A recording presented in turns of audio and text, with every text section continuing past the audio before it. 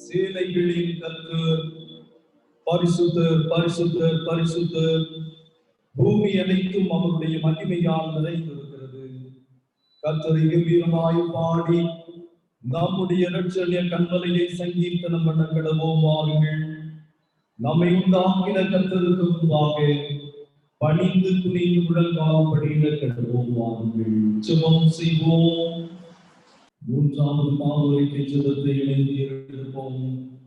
எங்கள் தந்தையாக கடவுளே, நினைவினாலும் வார்த்தையினாலும் செய்தியினாலும் உமக்கு விரோதமாய் பாவம் செய்திருக்கிறோம். முழு மனதோடு நாங்கள் நேசிக்கவில்லை. எங்களிடத்தில் நாங்கள் அன்பு கூர்ந்தது போல் அயலாரிடத்தில் நாங்கள் அன்பு கூறவில்லை. எங்கள் மேல் இரக்கமாய் இருப்பதை வேண்டிக் கொள்கிறோம். எங்கள் பாவ அழுகை நீக்கி எங்களை சுத்திகரியும். எங்கள் குற்றங்களை விட்டுவிட எங்களுக்கு உதவி புரியும். எங்கள் ஆண்டவரே இயேசு கிறிஸ்துவின் மூலமாய் வேண்டிக் கொள்கிறோம் பிதாவே. ஆமென். சர்வ வல்லமையும் மிகுந்த இரக்கமுள்ள ஆண்டவர் மன்னிப்பையும் பாவத்தையும் நமக்கு கட்டளையிட்டருளி வாழ்க்கையை சீர்படுத்துவதற்கான காலத்தையும் நமது பரிசுத்த ஆவியின் கிருபையை பேசுவதையும் தந்தருள்வாராக. ஆமென். பாவ மன்னிப்பின் நிச்சயத்தை பெற்றுக் கொண்டவர்கள் ஆகிய நாம் கர்த்தருடைய கரத்திலிருந்து பெற்றுக் கொள்ளுகிற எல்லா நன்மைகளுக்காகவும் ஆண்டவருக்கு ஒரு விசை உள்ளத்தின் ஆழத்திலிருந்து ஸ்தோத்திரம் செலுத்துவோமா. நான் நிற்பதும் நிர்மூலமாகாதிருப்பதும் கர்த்தருடைய கிருபை என்று வேதம் சொல்லுகிறது. பலத்தினாலும் அல்ல, பராக்கிரமத்தினாலும் அல்ல, கர்த்தருடைய ஆவியினாலே ஆகும் என்று சொல்லி திருமலை நமக்கு கட்டளையிடுகிறது. ஆண்டவருடைய பலத்தினாலே நன்றி வாழ்ந்து கொண்டிருக்கிறேன். ஆண்டவரே, உமக்கு நன்றி என்று சொல்லுவோமா. உள்ளத்தின் ஆழத்திலிருந்து ஆண்டவரை ஸ்தோத்திரிப்போம். நம்முடைய குடும்பம் இந்த கொடிய காலங்களிலும் ஆண்டவர் உயிரோடு பாதுகாத்திருக்கிறாரே, ஆண்டவருக்கு நாம் நன்றி செலுத்துவோம். கையின் பிரயாசங்களிலே கர்த்தர் ஒவ்வொரு நாளும் நன்மையான ஈவுகளை தந்து கொண்டிருக்கிறாரே. ஆண்டவரை ஸ்தோத்தரித்து ஆண்டவரை மகிமைப்படுத்துவோம். ஒவ்வொரு நாளும் கர்த்தரால் பாதுகாக்கப்படவும் ஆண்டவரால் பராமரிக்கப்படவும் ஆண்டவருடைய அன்பையும் ஆசீர்வாதங்களையும் நாம் சொந்தமாக்கிக் கொள்ளவும் கர்த்தர் நம்மிலே உதவி தந்திருக்கின்றாரே. நன்றி நிறைந்த உள்ளத்தோடு ஆண்டவரை நாம் ஸ்தோத்தரிப்போம். ஊரில் இருக்கிற நம்முடைய பெற்றோர், நம்முடைய குடும்பத்தின் அங்கத்தினர்கள், வாழ்க்கை துணை, அன்பு பிள்ளைகளை ஆண்டவர் பாதுகாத்து பராமரித்து வழி நடத்தி வருகின்றார். நன்றி நிறைந்த உள்ளத்தோடு ஆண்டவரை நாம் ஸ்தோத்தரிப்போம். கர்த்தருடைய கிருபையினாலே இந்த நாட்களிலே ஆலயம் திறக்கப்படவும் நாம் எல்லாரும் ஆலயத்திலும் நேரலை வழியாகவும் ஆண்டவரை தொழுது கொள்ளவும் கர்த்தர் நம்மை பலப்படுத்தி இருக்கின்றாரே. ஆண்டவரை ஸ்தோத்தரிப்போம். உள்ளத்தின் ஆழத்திலிருந்து ஆண்டவருக்கு நாம் நன்றி செலுத்துவோம். கர்த்தர் எனக்கு செய்த எல்லா உபகாரங்களுக்காகவும் நான் அவருக்கு எண்ணத்தை செலுத்துவேன். ரட்சிப்பின் பாத்திரத்தை எடுத்துக்கொண்டு கர்த்தருடைய நாமத்தையே தொழுது கொள்ளுவேன் என்று சொன்ன பக்தனை போல நம் ஆண்டவரை துதித்து மகிமைப்படுத்தி ஆண்டவருடைய கரங்களிலே நம்மை ஒப்படைத்து ஜெபிப்போம். ஆண்டவராகிய இயேசு கிறிஸ்து கற்றுத் தந்த ஜெபத்தை நாம் இணைந்து ஏறெடுப்போமா. பரமண்டலங்களில் இருக்கிற எங்கள் பிதாவே, உம்முடைய நாமம் பரிசுத்தப்படுவதாக, உம்முடைய ராஜ்யம் வருவதாக, உம்முடைய சித்தம் பரலோகத்திலே செய்யப்படுகிறது போல பூமியிலே செய்யப்படுவதாக. அதற்கு வேண்டிய ஆகாரத்தை எங்களுக்கு இன்று தாரும். எங்களுக்கு விரோதமாய் குற்றம் செய்கிறவர்களுக்கு நாங்கள் மன்னிக்கிறது போல எங்கள் பாவ குற்றங்களை எங்களுக்கு மன்னியும். எங்களை சோதனைக்குள் பிரவேசிக்க பண்ணாமல் தீமையிலிருந்து எங்களை ரட்சித்துக் கொள்ளும். ராஜ்யம் வல்லமையும் மகிமையும் என்றென்றைக்கும் உம்முடையதே. ஆமென். பாருங்கள், தலையை தாழ்த்தி ஜெபிப்போம். எங்கள் கண்மலையும் எங்கள் மீட்பருமாகிய கர்த்தாவே, அடியேன் வாழும் வார்த்தைகளும் விடலாதையும் ஆண்டவருக்கு பிரியமாக இருக்கிறார்கள். ஆமென். கிறிஸ்துவில் பிரியமானவர்களே, மகிழ்ச்சியாக இந்த மதிய பொழுதுக்காக ஆண்டவரை நாம் துதிப்போம். ஆண்டவருடைய ஆலயத்திலே நாம் இணைந்து வந்து ஆண்டவரை ஆராதிப்பதற்கும் ஆண்டவரை துதித்து மகிமைப்படுத்துவதற்கும் கர்த்தர் நமக்கு தந்திருக்கின்ற இந்த வாய்ப்புக்காக ஆண்டவருக்கு நாம் நன்றி செலுத்துவோம். இந்த நாளின் சிந்தனைக்காக நமக்கு தரப்பட்டிருக்கின்ற ஒரு அருமையான தலைப்பு ஒருமைப்பாடு. கிறிஸ்தவ ஒருமைப்பாட்டை குறித்து நாம் இந்த நாளிலே இணைந்து தியானித்துக் கொள்கிறோம். தனி மனிதனுடைய ஒருமிப்பு குடும்பமாகிறது. நமக்கு தெரியும், ஒரு தனி மனிதன் திருமணத்தின் மூலமாக குடும்பமாக இணைக்கப்பட்டு குழந்தை பெற்றுக்கொண்டு அது ஒரு குடும்பமாக மாறுகிறது. பல குடும்பங்களினுடைய ஒருங்கிணைப்பு திருச்சபையாக மாறுகிறது. திருச்சபை என்று சொன்னால் குறைந்தபட்சம் 10 குடும்பங்கள் இருக்கிறது. அப்போ குடும்பங்களின் ஒருங்கிணைப்பு திருச்சபையாக மாறுகிறது. இந்த திருச்சபைகளின் ஒருங்கிணைப்பு சமுதாயமாக மாறும். நம்முடைய சமுதாயத்தை எடுத்துக் கொள்ளுவோமே என்று சொன்னால் சிஎஸ்ஐ திருச்சபைகள் இருக்கிறது, திருச்சபைகள் இல்லையா? நம்முடைய ஊருக்குள்ளே பல திருச்சபைகள் இருக்கிறது. நம்முடைய பேராயத்திற்கு கீழே 600க்கு அதிகமான திருச்சபைகள் இருக்கிறது.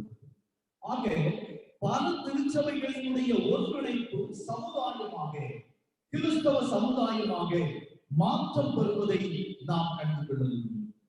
சிஎஸ்ஐ திருச்சபை குறித்து நமக்கு எத்தனை பேருக்கு தெரியும் என்று சொல்லி தெரியாது. 1947 ஆண்டு செப்டம்பர் மாதம் 27ஆம் தேதி தென்னிந்தியாவிலே காணப்பட்ட அந்த நாட்களிலே உள்ள அனைத்து திருச்சபைகளுக்கும் ஒரு சர்க்குலர் அனுப்பப்படுகிறது. நாம் திருச்சபைகள் பல நிலைகளிலே பல டினாமினேஷன்களிலே பிரித்து கிடப்பது சரியல்ல. கிறிஸ்து நம்மை ஒன்றாக இணைக்க விரும்புகின்றார். ஒரே திருச்சபையாக உருவாக்கம் பெற வேண்டும் என்று சொல்லி உருவாக்கப்பட்டதுதான் சிஎஸ்ஐ திருச்சபை. சிஎஸ்ஐ திருச்சபை என்று சொல்வது பெயர் சார்ந்தது அல்ல. யோசித்திருக்கீங்களா? நம்ம அப்படியே பெயர் சொல்லியே பழகிட்டோம். சிஎஸ்ஐனா ஒரு டினாமினேஷன்ல சொல்லி பழகிட்டோம். ஆனால் அதனுடைய விரிவாக்கம் என்ன தெரியுமா? சவுத் இந்தியா தனி பெயர் சார்ந்த எல்ஷடாய் திருச்சபை, அந்த திருச்சபை, எத்தனையோ திருச்சபைகள் இருக்கிறது இல்லையா? அப்படி ஒரு பெயர் சார்ந்த திருச்சபை அல்ல சிஎஸ்ஐ திருச்சபை. ஏன் இந்த பொதுவான பெயர் அந்த திருச்சபைக்கு அல்லது நம்முடைய திருச்சபைக்கு சூட்டப்பட்டிருக்கிறது தெரியுமா? இந்த திருச்சபையிலே எத்தனையோ விதமான டாக்டரின் கொண்ட மக்கள் இணைந்து உருவாக்கப்பட்டதுதான் இந்த சிஎஸ்ஐ திருச்சபை. திருச்சபையினுடைய ஒன்றிப்பு தான் சிஎஸ்ஐ. நம்முடைய தென்னிந்தியாவிலே உருவாக்கப்பட்ட திருச்சபைகளினுடைய ஒன்றிப்பு சிஎஸ்ஐ. வட இந்தியாவிலே உருவாக்கப்பட்ட திருச்சபைகளினுடைய ஒன்றிப்பினுடைய பெயர் என்ன தெரியுமா? சிஎன்ஐ இல்லையா? Church of North India. இது தனிப்பட்ட பெயர் சார்ந்தது அல்ல. கிறிஸ்துவுக்குள்ளாக நம்முடைய திருச்சபைகள் ஒன்றிணைக்கப்பட்டிருக்கிறது என்று சொல்வதனுடைய அடையாளமே இன்றைக்கு நீங்களும் நானும் என்று சொல்வதை மறந்து போகக்கூடாது. ஆனால் அநேக வேளைகளிலே இவைகளை மறந்து நமக்கு சாதகமானவைகளை நாம் சொந்தமாக்கிக் கொள்ளுகின்றோம். நமக்கு சாதகமாய் இருக்கிறவைகளை நாம் எடுத்துக் கொள்ளுகிறோம். நமக்கு சாதகமாய் இருக்கிறவைகளை நாம் ஹைலைட் பண்ணி நாம் காட்டுவதற்கு முயற்சி செய்கிறோம். 2 வியாபாரிகள், 2 பேரும் கிறிஸ்தவர்கள், வியாபாரத்தின் நிமித்தமாக தூர இடத்திற்கு பயணம் செய்தார்கள். பாலைவன பயணம் அது. எனவே அவர்கள் அதிகமான உணவுப் பொட்டலங்களை எல்லாம் தன்னகத்தே வைத்திருந்தார்கள். கவனிக்கிறீங்களா? கதையை திருப்பி சொல்லியிருந்தேன். மைக்கு சரிதானே? அப்போ அவர்கள் கிறிஸ்தவ வியாபாரிகள் அவர்கள் வியாபாரத்தின் நிமித்தமாக பாலைவனத்திலே வெகு தூரம் பயணப்பட வேண்டும் என்று உணவுப் பொருட்களை அதிகமாக எடுத்து வைத்திருந்தார்கள். 2-3 நாட்கள் நடந்து செல்லுகின்றார்கள். திடீரென்று சொல்லி ஒரு வியாபாரியினுடைய உணவு பொட்டலம் தீர்ந்து போய்விட்டது. ஒரு வியாபாரிக்கு உணவு பொட்டலம் இருக்கிறது. மதிய வேளை நன்றாய் பசிக்கிறது.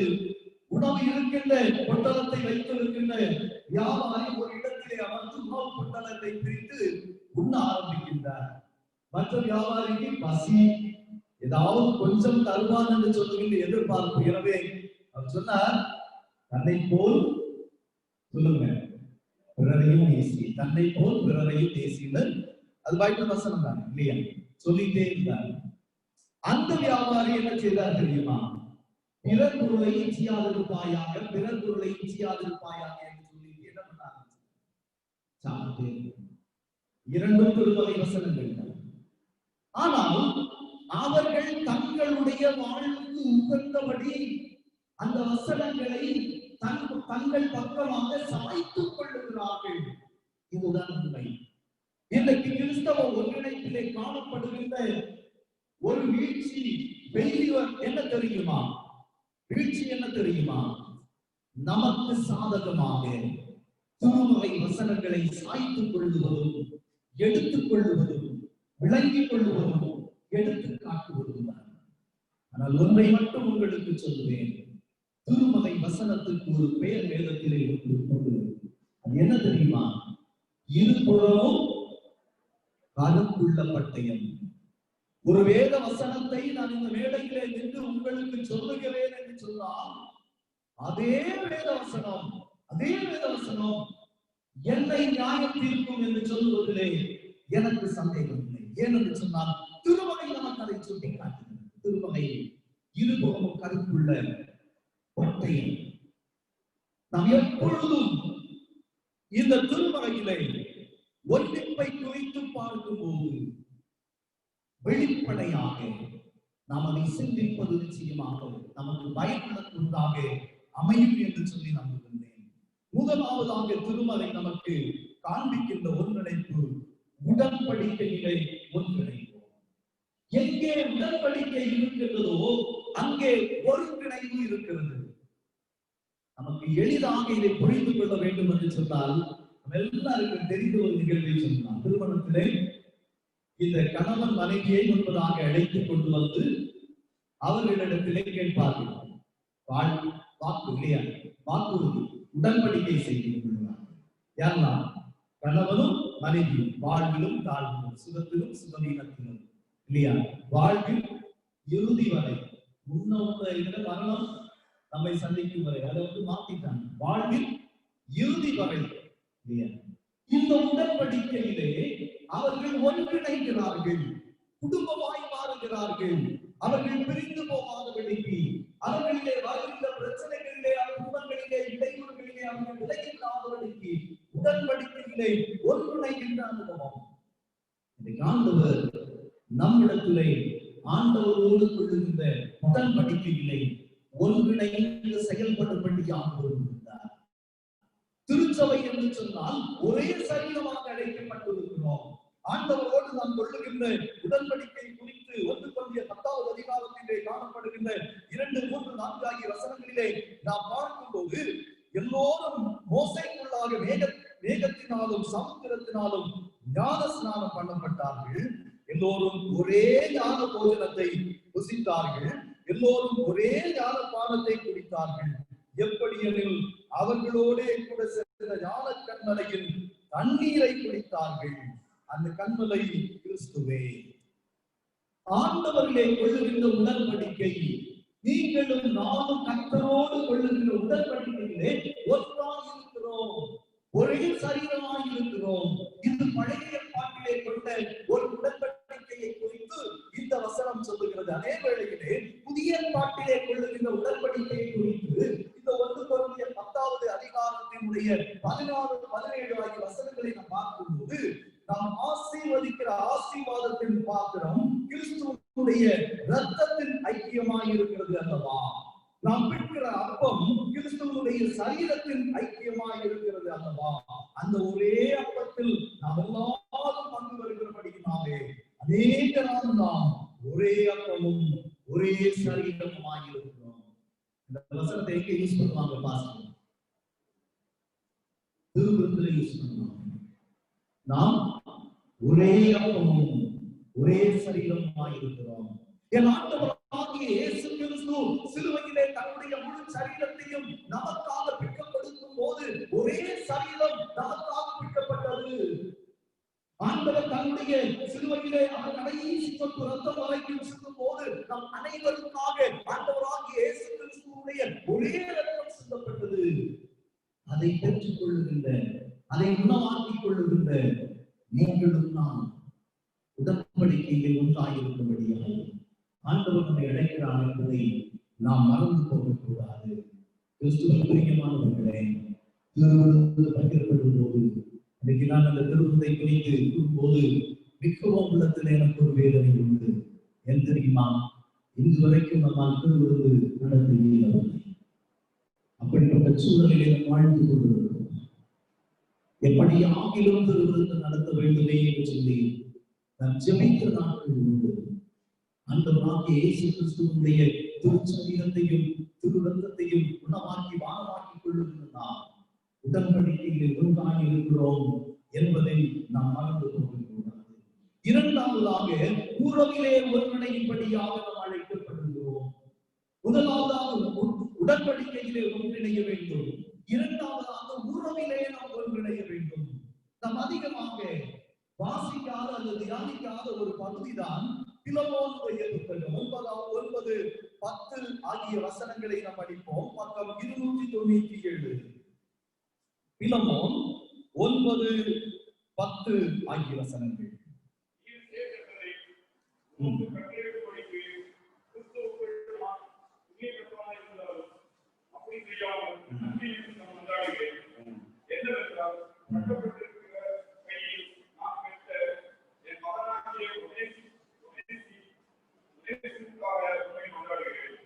நான் கட்டப்பட்டிருக்கையில் நான் பெற்ற என் மகனாகிய ஒனேசிமோவுக்காக உம்மை மன்றாடுகிறேன்.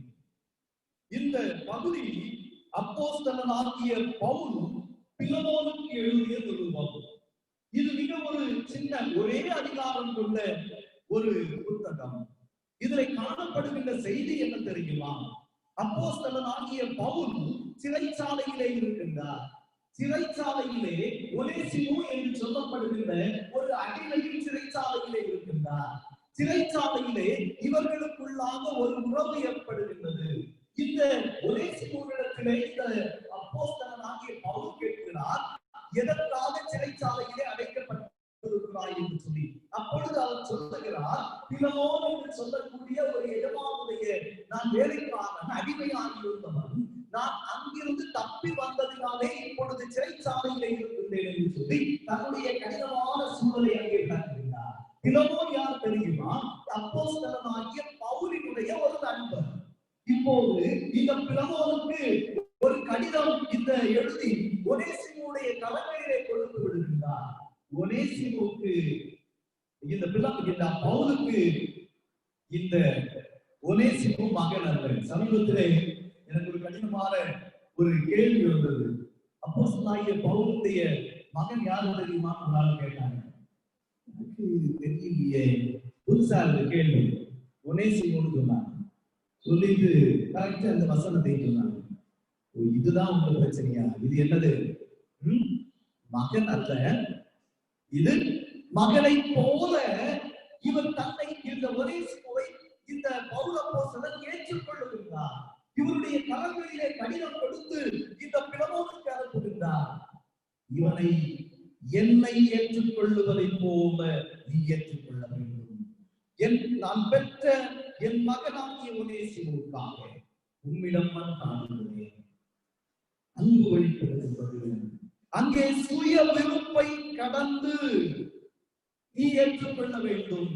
15வது வசனம் சொல்லுகிறது, அடிமையானவனாக அல்ல, பிரியமுள்ள சகோதரனாக ஏற்றுக்கொள்ள வேண்டும். அது மட்டுமல்ல, 17, 18 ஆகிய வசனங்களிலே என்னை ஏற்றுக்கொள்வதை போல நீ ஏற்றுக்கொள்ள வேண்டும். ஒருவேளை உன்னிடத்திலே இவர் பிரச்சனை செய்திருந்தால், உன்னிடத்திலே கடன்பட்டிருந்தால், எதையாகிலும் ஏமாற்றி இருந்தால் அதை என்னுடைய கணக்கிலே பிரியமானவர்களே, உறவிலே ஒன்றிணைய ஆண்டவர் விரும்புகின்றார். சுய விருப்புகளை கடந்த ஒருங்கிணைப்பு, சுய விருப்புகளை தாண்டிய ஒரு உணர்வு, சுய விருப்பங்களை அகற்றி போட்டு இணைவு தருகின்ற ஒரு தன்மை இந்த இடத்திலே வெளிப்படுத்தி நிற்பதை நாம் கண்டுகொள்ள முடிகிறது. உறவிலே எப்பொழுது ஒன்றிணைய முடியும் தெரியுமா? எங்கே உங்களுடைய என்னுடைய சுய விருப்பு தகர்த்தெறியப்படுகின்றனோ அங்கே ஒன்றிணைவு ஏற்படுகின்றது. சுய விருப்பம் தகர்த்தெறியப்படும் போது நான் எனது, என்னுடையது, என்னை சார்ந்தது என்று சொல்லுகின்ற சுய விருப்பம் எங்கே தகர்த்தெறியப்படுகிறதோ அங்கே ஒன்றிணைவு ஏற்படுகிறது. பிரியமானவர்களே, நம்முடைய வாழ்வின் பாதையிலே சுய விருப்பங்களை தகர்த்தெறிந்து உறவிலே ஒன்றிணையும்படியாக ஆண்டவர் நம்மை அழைக்கிறார் என்பதை நாம் மறந்து போகக்கூடாது. நிறைவாக திருமறையிலே காட்டுகின்ற உண்மை என்ன தெரியுமா? உணர்விலே நாம் ஒன்றிணைய வேண்டும், உடன்படிக்கையிலே ஒன்றிணைய வேண்டும், உறவிலே ஒன்றிணைய வேண்டும். நிறைவாக வேதம் சொல்லுகிறது, உணர்விலே நாம் ஒன்றிணைய வேண்டும். அநேக வேளைகளிலே நாம் நம் மீது கொண்டிருக்கின்ற ஒரு உணர்வு என்ன தெரியுமா? ஒரு மேட்டிமையான உணர்வு, ஒரு உயர்வான ஒரு உணர்வை நாம் நம்மிலே கொண்டிருக்கிறோம்.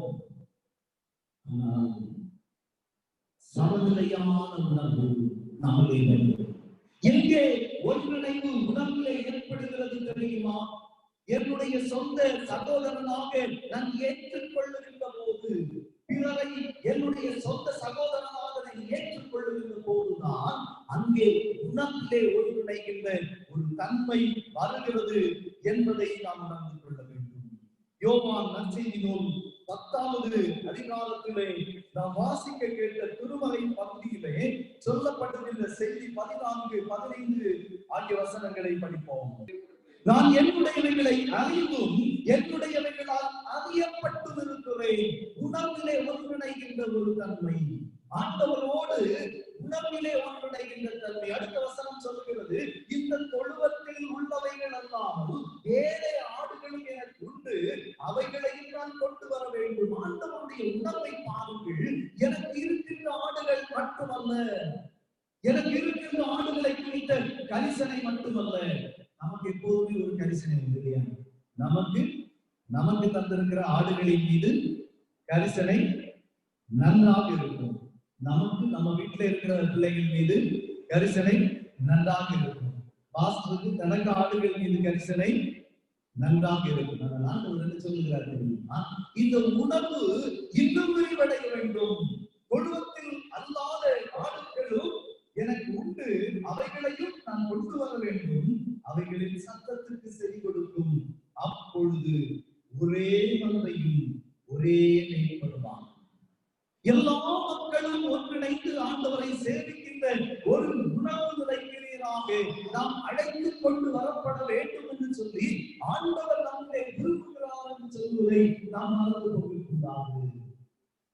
நான் ஆண்டவருடைய ஆலயத்தில் வந்திருக்கிறேன், நான் தான் ஆண்டவருக்கு பிரியமானவர், ஆலயத்தில் வராதவர்கள் எல்லாம் ஆண்டவருக்கு பிரியமானவர்கள் அல்ல என்று சொல்லி நாம் தீர்மானித்து விட முடியாது. நாம் தீர்மானித்து விட முடியாது. ஆண்டவரை நேசிக்கின்ற எத்தனையோ பேர் ஆலயத்துக்கு வராமலும் இருப்பார்கள். அவர்களுக்கு அந்த சூழல்கள் இருக்கலாம். நம்மை விட பக்திக்குரியவர்களாக இருப்பார்கள்.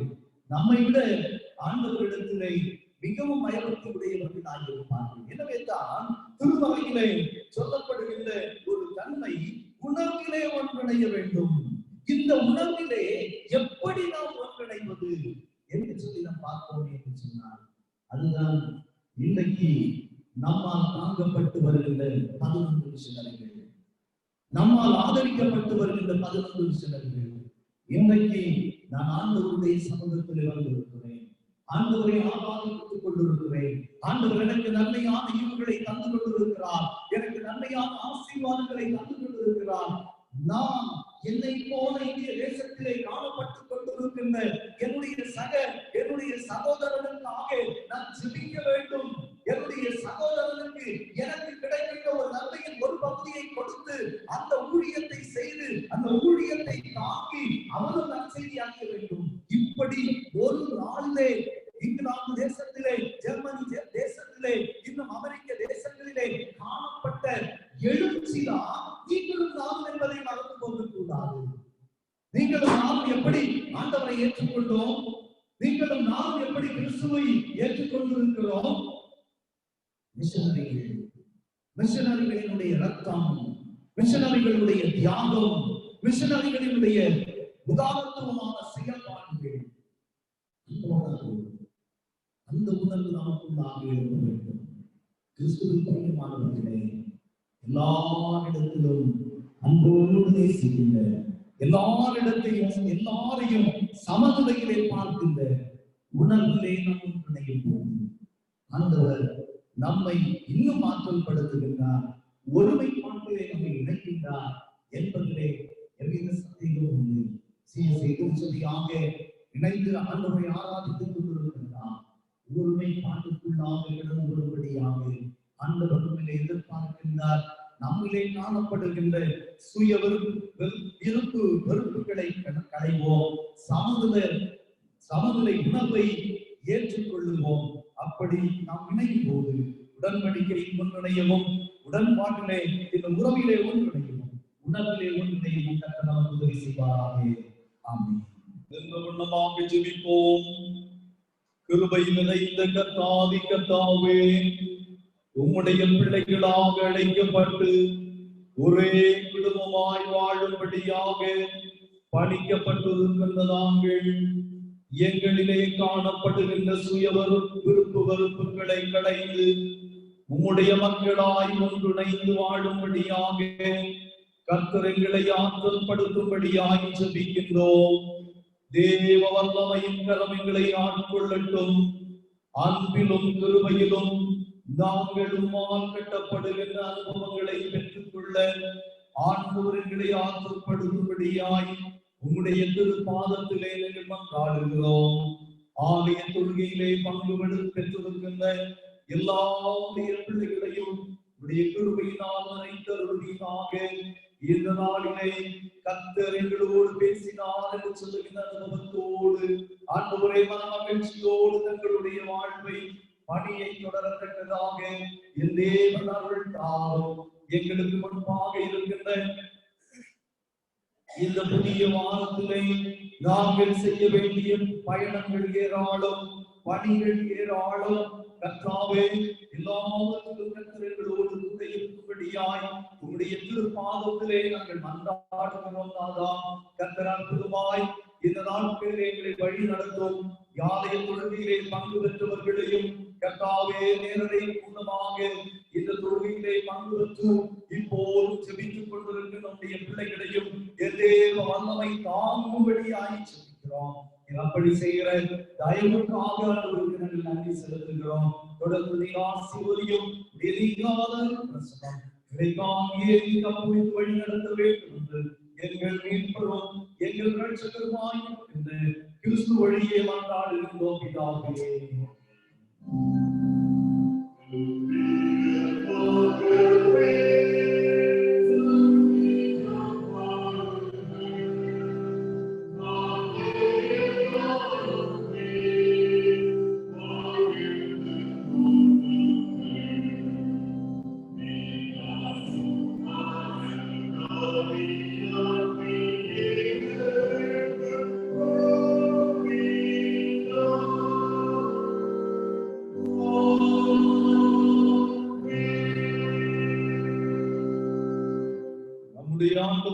இயேசு கிறிஸ்துவின் கிருபையும் பிதாவாகிய கடவுளின் அன்பும் பரிசுத்த ஆவியானவருடைய ஐக்கியமும் சிநேகமும் இன்னும் என்னும் சதா காலமும் நம் ஒவ்வொருவரோடு நிறைவாய் தங்கியிருப்பதாக.